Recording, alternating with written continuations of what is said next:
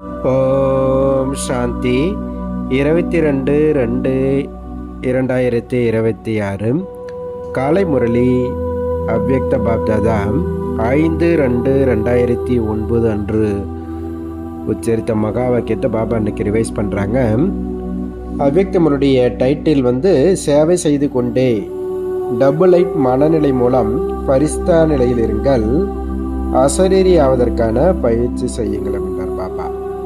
பாபா இன்றைய அவ்யக்த முரளியில் சங்கமயுகத்தினுடைய லட்சியம் லட்சணம் ஃபரிஸ்தா ஆவது. அப்போ அசரீரி நிலையை ப்ராக்டிஸ் பண்ணோம். ஃபரிஸ்தா ஸ்வரூபத்தில் நம்ம நிலைச்சி இருக்கும் பொழுது அதனுடைய பிரபாவம் தனியாக இருக்கும். வர்றவங்க நம்ம சேவை செய்யும்போது அவங்க அனுபவத்தை எடுத்துகிட்டு போவாங்க. அப்போ ஒரு தடவை அனுபவம் பண்ணாங்கன்னா அவங்க பாபா குழந்தையாக ஆகிடுவாங்க. சேவை செய்வதற்காக இந்த அஷரீரி ஃபரிஸ்தா நிலையினுடைய ஸ்வரூபத்தில் நிலைச்சிருக்கணும். அதை பற்றி தான் பாபா அன்னைக்கு ஃபுல்லாக சொல்கிறாங்க. இன்று பாப்தாதா நாலா பக்கத்திலும் உள்ள குழந்தைகளின் 3 ரூபங்களை பார்த்து கொண்டிருக்கின்றார். எப்படி பாபாவுக்கு 3 ரூபங்கள் தெரியுமோ அதுபோல குழந்தைகளின் 3 ரூபங்களையும் பார்த்து கொண்டிருக்கின்றார். அதுதான் இந்த சங்கம யுகத்தின் லட்சியம் மற்றும் லட்சணமாகும். முதலாவது சொரூபம் பிராமணன், இரண்டாவது ஃபரிஸ்தா, மூன்றாவது தேவதை. பிராமண நிலையிலிருந்து ஃபரிஸ்தா, ஃபரிஸ்தா நிலையிலிருந்து தேவதை. எனவே தற்சமயத்தில் இப்போது விசேஷமாக முன்னால் என்ன லட்சியம் இருக்கின்றது? ஃபரிஸ்தா ஆகணும். ஏன்னா ஃபரிஸ்தா ஆகாமல் தேவதை ஆக முடியாது. எனவே தற்சமயத்தில் மேலும் தனது முயற்சிக்கு தகுந்தவாறு இப்பொழுதைய லட்சியம் ஃபரிஸ்தா ஆவது. சங்கம யுகத்தின் சம்பன்ன சொரூபம் ஃபரிஸ்தா நிலையிலிருந்து தேவதையாவது. ஃபரிஸ்தாவின் வரையறை தெரிந்தும் உள்ளீர்கள். ஃபரிஸ்தா என்றால் பழைய உலகத்தின் சம்பந்தம் சமஸ்காரம் எண்ணத்தினால் லேசாக இருப்பது. பழைய சமஸ்காரம் அனைவரிடத்திலும் லேசாக இருப்பது. தன்னுடைய சமஸ்காரம் அனைவரிடத்திலும் லேசாக இருப்பது. தன்னுடைய சமஸ்காரம் சுபாவம் உலகத்திற்கு முன்னால் மட்டும் லேசாக இருப்பது அல்ல. ஆனால் ஃபரிஸ்தா என்றால் அனைத்து சம்பந்தத்தில் வந்து கொண்டே அனைவரின் சுபாவ சமஸ்காரத்தில் லேசான தன்மை. இந்த லேசான தன்மையுடைய அடையாளம் என்னவாக இருக்குன்னா பாபா சொல்கிறாங்க, அப்படிப்பட்ட ஃபரிஸ்தாவின் ஆத்மா அனைவருக்கும் அன்பானவர்களாக இருக்கின்றார்கள். ஒரு சிலருக்கு மட்டும் அன்பானவர் அல்ல, அனைவருக்கும் அன்பானவர்களாக இருப்பாங்க. ஏன்னா எல்லாருக்கும் அந்த ஃபரிஸ்தா மேலே பறக்கக்கூடிய அந்த ரக்கியோடு காமிக்கிறாங்கல்ல. அப்போ அவங்கள பார்க்கும்போது அவங்க மேலே ஆட்டோமேட்டிக்காக அன்பு வருது இல்லையா? எப்படி பாபாவை பிரம்மா பாபாவை ஒவ்வொருவரும் என்னுடையவர் என்று புரிந்து கொள்கிறார்கள், என்னுடைய தந்தை என்று புரிந்து கொள்கிறீர்கள், அதுபோல் ஃபரிஸ்தா என்றால் அனைவருக்கும் அன்பானவர், எல்லாருக்கும் பிடிச்சவர்களாக இருக்கக்கூடியவங்க. சில குழந்தைகள் யோசிக்கிறார்கள், பிரம்மா பாபா பிரம்மாவாகத்தான் இருந்தார், ஆனால் உங்களை போன்ற பிராமண ஆத்மாக்களில் உங்கள் அனைவருக்கும் அன்பான தாதிஜி, இவரை அனைவரும் அன்புடன் அனுபவம் செய்கிறீர்கள், என்னுடைய தாதிஜி என்றுதான் அழைக்கின்றீர்கள். அனைத்து விதமான சுபாவம் சமஸ்காரம் மேலும் இந்த பழைய உலகத்தில் இருந்தாலும் விடுபட்டவராகவும் அன்பானவராகவும் அனைவரும் உரிமையுடன் என்னுடைய தாதிஜி என்று சொல்கிறீர்கள். காரணம் என்ன? தனக்கும் சுபாவ சமஸ்காரத்தில் லேசான தன்மை, அனைவருக்கும் என்னுடையவர் என்று அனுபவமானது. எனவே அனைவருக்கும் எடுத்துக்காட்டாக இருக்கின்றார். ஜெகதம்பாவை பார்த்தீங்க, பிராமண குடும்பத்திற்கு துணையாக இருந்தார். அவருடைய வாயிலிருந்து எப்பொழுதும் ஒருவேளை முயற்சியை பற்றி சொல்கிறோம் அல்லது கேட்கின்றோம் என்றால் அவர்கள் சொல்வது ஒரே வார்த்தை, மம்மா இப்பொழுது கர்மாதித்தாக வேண்டும், கர்மாதித்தாக வேண்டும் என்ற அன்பில் மற்றவர்களுக்கும் கூட இதே வார்த்தை தான் திரும்ப திரும்ப நினைவுபடுத்தி கொண்டே இருப்பார்கள். அபுகர் ஜானாகை. எனவே ஒவ்வொரு பிராமணனின் இப்பொழுது லட்சியம் மற்றும் லட்சணம் விசேஷமாக இதுதான் இருக்க வேண்டும். ஆனால் எல்லோரும் எப்படி இருக்காங்க? வரிசைக்கிரமாக இருக்கிறாங்க. இதே தீவிரத்தன்மையோடு இப்பொழுது ஃபரிஸ்தா ஆக வேண்டும். ஃபரிஸ்தா என்றால் இந்த தேகம் சாகார தேகத்திலிருந்து விடுபட்டு சதா ஒளியின் தேகம் உடையவர். ஃபரிஸ்தா என்றால் கர்மேந்திரங்களின் ராஜா. அதனால தான் ஃபரிஸ்தா ஒயிட்டாக காமிக்கிறாங்க இல்லையா? பாப்தாதா ஏற்கனவே கூறியிருந்தார், முழு உலக சக்கரத்திற்குள் என்னுடைய ஒவ்வொரு குழந்தைகளுமே ராஜா குழந்தை என்று பாப்தாதா பெருமிதத்தோடு கூறுகின்றார்.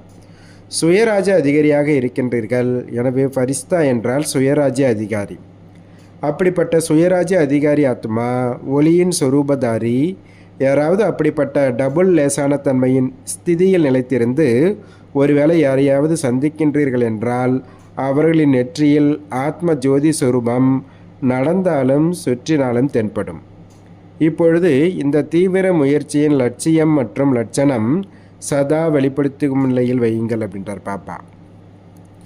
எப்படி பிரம்ம பாபாவை பாருங்கள். ஒருவேளை யாராவது சந்திக்கிறோம், திருஷ்டி பெறும்போது சந்திக்கின்றோம், திருஷ்டியை பெற்றுக்கொண்டே பேசும்பொழுது என்ன தென்படும்?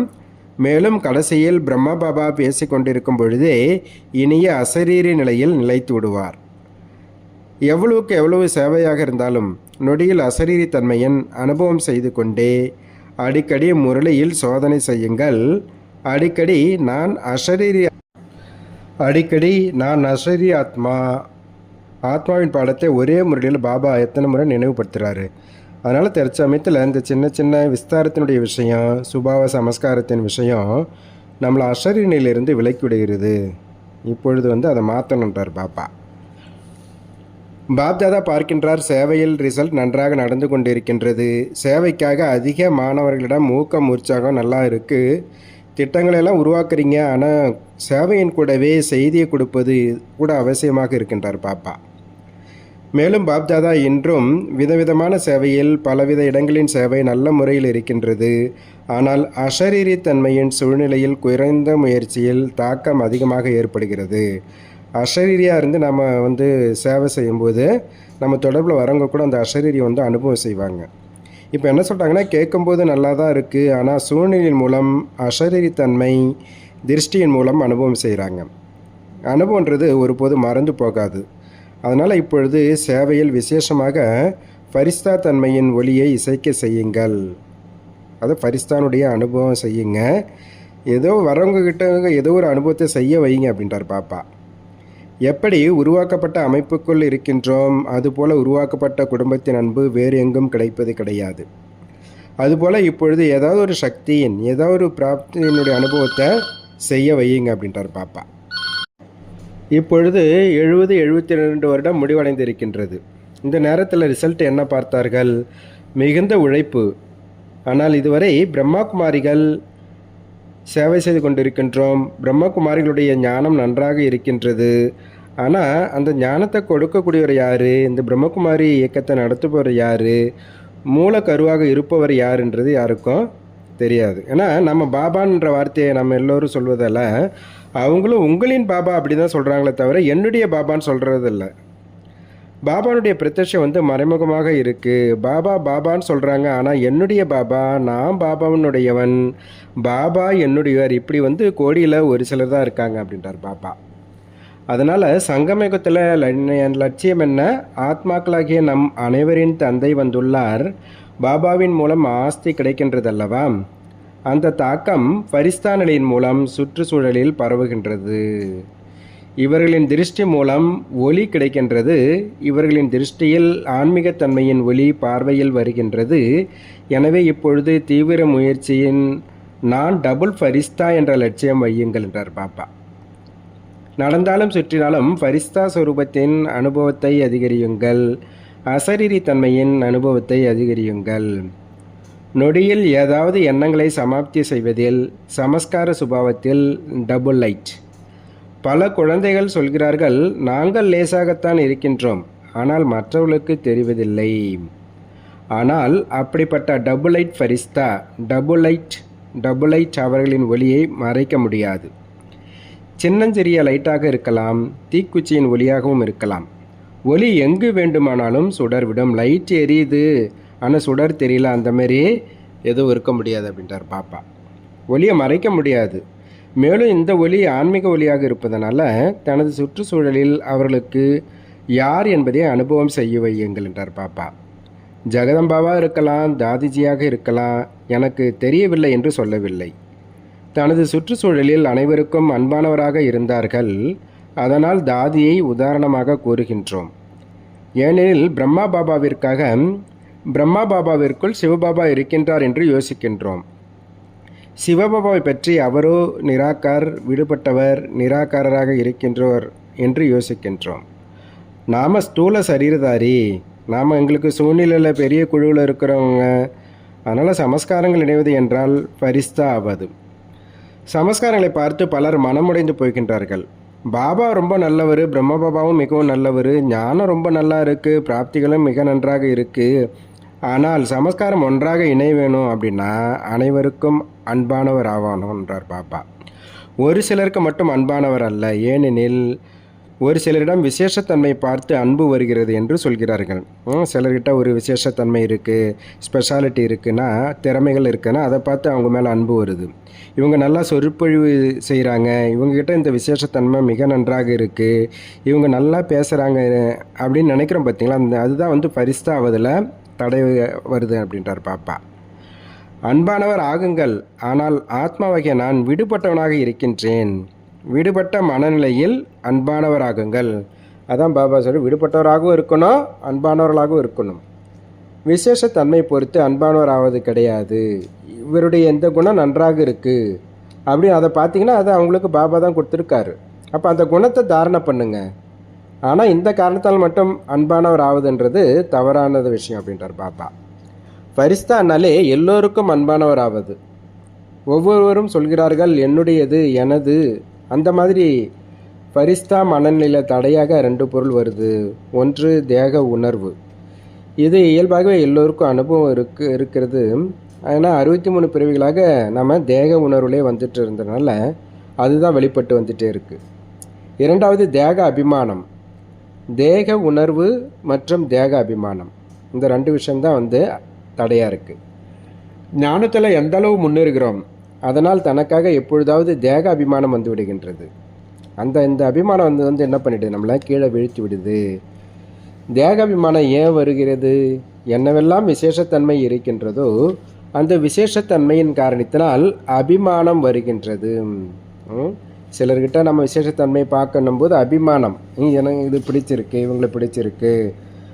பிறகு தன்னை பற்றிய அபிமானம் கூட வருது. நான் என்ன குறைஞ்சவனா, எனது சொற்பொழிவு எல்லோருக்கும் பிடிச்சிருக்கு, நான் செய்யக்கூடிய சேவையில் தாக்கம் ஏற்படுது, நான் சேவையில் நன்றாக கையாளுகிறேன், நான் கோர்ஸ் எடுக்கிறது ரொம்ப நல்லா இருக்குது. இந்த மாதிரி அபிமானம் தனக்காக கூட வந்துடுது. மற்றடைய குணம் கலைகளில் விசேஷத்தன்மையில் அன்பு வருகின்றது. ஆனால் யார் நினைவில் வருவார்கள்? தேக உணர்வு தான் நினைவில் வரும் அல்லவா. அப்போ அந்த விசேஷத்தன்மையினால் அவங்க மேலே அன்பு வருது அப்படின்னா நம்ம யோகா பண்ண உட்காந்தா அவங்க தான் ஞாபகம் வரும். இவருடைய புத்தி மிக நன்றாக இருக்கிறது, நான் கையாளுவது மிக நன்றாக இருக்கின்றது, இப்படி தன்னை பற்றி அபிமானம் இருக்குது பார்த்தீங்களா. இதுதான் சேவை மற்றும் முயற்சியில் முன்னேற்றம் அடைவர்களுக்கு அபிமானமாக வருகின்றது. அதனால் இதையும் சோதனை செய்யணும். பிறருடைய விசேஷத்தன்மையினால் அவங்க மேலே அன்பு வருதா, தன்னுடைய விசேஷத்தன்மை பார்த்து தன் மேலே அபிமானம் வருதா, இதை ரெண்டையுமே வந்து நம்ம செக் பண்ணணுன்றார் பாப்பா. அப்போ அபிமானம் இருக்கிறதா அப்படின்னு சோதனை செய்வதற்கான சாதனை கூட இருக்குது. என்னென்னா, அந்த அபிமானம் இருக்கிறவங்களுக்கு அவங்களுடைய சிந்தனையை, ஆலோசனையை, அவங்களுடைய கலையை, அவங்களுடைய கையாளும் தன்மையை அவமதிப்பு செய்தால் அவங்க ஈஸியாக என்ன பண்ணுவாங்க, அவமானப்படுவாங்க. அந்த மாதிரி ஃபீல் பண்ணுவாங்க. அபிமானம் எங்கே, அதனால பாபா சொல்லியிருக்காரு, எங்கே அபிமானம் இருக்கோ அங்கே அவமானம் இருக்கும். அப்போ யாராவது அவங்கள வந்து அவமதிப்பு செஞ்சாங்கன்னா அவங்க வருத்தப்படுவாங்க, ஃபீல் பண்ணுவாங்க.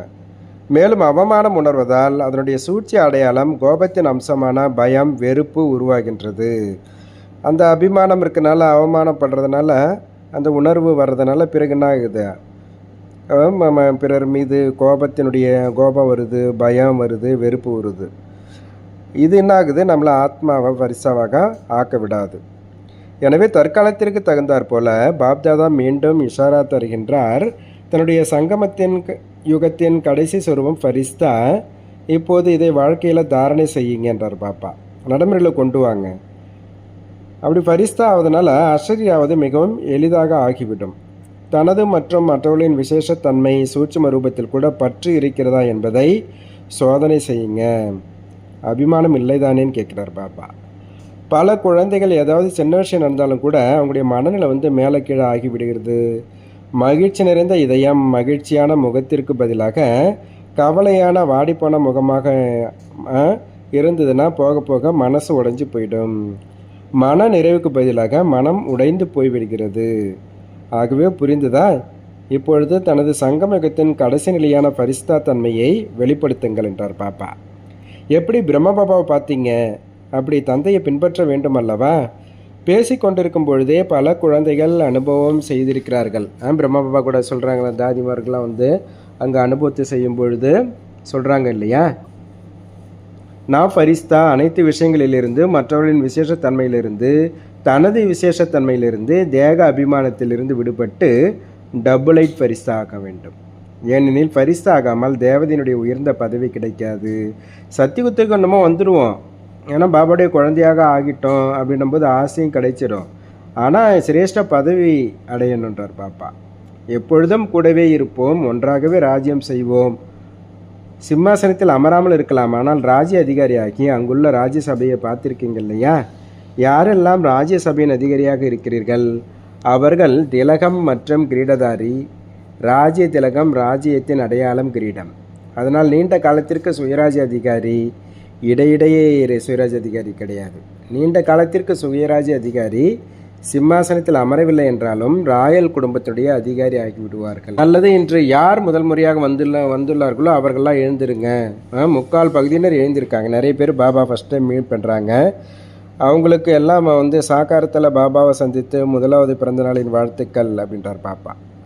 வந்திருக்கும் குழந்தைகளுக்கு பாப்தாதனுடைய வரதானம் இதுவாக இருக்குது, கடைசி காலகட்டமாக இருக்குது. ஆனால் புதிதாக வந்த குழந்தைக்காக பாபா ஒரு விசேஷ வரதானம், அதாவது தாமதமாக வந்திருந்தாலும் கூட உங்கள் குடும்பத்தின் சகோதர சகோதரிகளின் விசேஷ உதவியின் பாவனை இருக்கின்றது. ஏன்னா சிறிது நேரத்தில் கூட அதிகமான பலனை அடைய முடியும். ஒரு நொடி கூட வீணாக இழக்க வேண்டாம். கர்மயோகியாக இருந்து செயல்படுங்க. யோகம் கர்மம் ரெண்டும் சமநிலை, பேலன்ஸ் வேணும். அப்படி பேலன்ஸ் வைக்கிறது மூலமாக ஆசீர்வாதமும் கிடச்சிட்டே இருக்கும். உங்களுக்கு பரவாயில்ல, போக போக டூலெட் போர்டு வந்துடும். ஆனால் உங்களுக்கு கொஞ்சம் வாய்ப்பு கிடைச்சிருக்கு. கொஞ்சம் காலத்தில் ரொம்ப முயற்சி செய்ய முடியும். தைரியமுள்ள குழந்தைகளுக்கு பாபாவனுடைய உதவி கிடைக்கும். இது பாபாவனுடைய வரதானம். புதுசாக வந்துள்ள குழந்தைகளுக்கு பாபா இந்த வரதானத்தை கொடுக்குறாங்க. பாபா வரதானம் கொடுக்குறாரு. சாக்கார் மற்றும் நிராகார் பாபாவின் உதவி மூலம் ஒவ்வொரு எண்ணத்திலும் வெற்றி அடையக்கூடிய சதா வெற்றி மூர்த்தி ஆகுங்க. எப்படி நிராகார ஆத்மா மற்றும் சாக்கார உடல் இரண்டின் சம்பந்தத்தின் மூலம் ஒவ்வொரு செயலை செய்ய முடிகின்றது, அதுபோல் நிராகார தந்தை மற்றும் சாக்கார தந்தை இருவரின் கூடவே முன்னால் வைத்து ஒவ்வொரு செயல் மற்றும் எண்ணத்தை நினைத்தால் வெற்றி மூர்த்தி ஆகிவிடலாம். என்னுடைய ஒவ்வொரு எண்ணமும் ஒவ்வொரு செயலும் பாபாவுக்கு சமமாக இருக்கா, இந்த செக் பண்ணாலே நம்ம வெற்றி மூர்த்தி ஆகிடலாம். ஏனெனில் பாப்தாதா அருகாமையில் இருந்தால் அவரிடம் சரிபார்த்து கொண்டு நம்பிக்கையுடனும் பயமற்ற நிலையில் செய்ய முடியும். இதனால் நேரம் மற்றும் எண்ணம் சேமிப்பு ஆகும், சிறிதளவு கூட வீணாகாது. அப்போ ஒவ்வொரு செயலும் இயல்பாகவே வெற்றி கிடைக்கும். பாபாவை கூட வச்சுக்கணும். என்னுடைய எண்ணம் செயல் பாபாவுக்கு சமமாக இருக்கா, இதை செக் பண்ணிவிட்டு செய்யுங்க. அப்போ நீங்கள் செய்கிற காரியம் இயல்பாகவே வெற்றி அடையும் என்றார் பாபா. ஸ்லோகன் சொல்கிறாரு, ஆன்மீக அன்பு செல்வத்தை விடவும் மிகவும் மதிப்பு வாய்ந்தது. ஆகையால் மாஸ்டர் அன்பு கடல் ஆகுங்கள் என்றார் பாப்பா. நல்லது. ஓம் சாந்தி, ஓம் சாந்தி, ஓம் சாந்தி. நன்றி பாபா.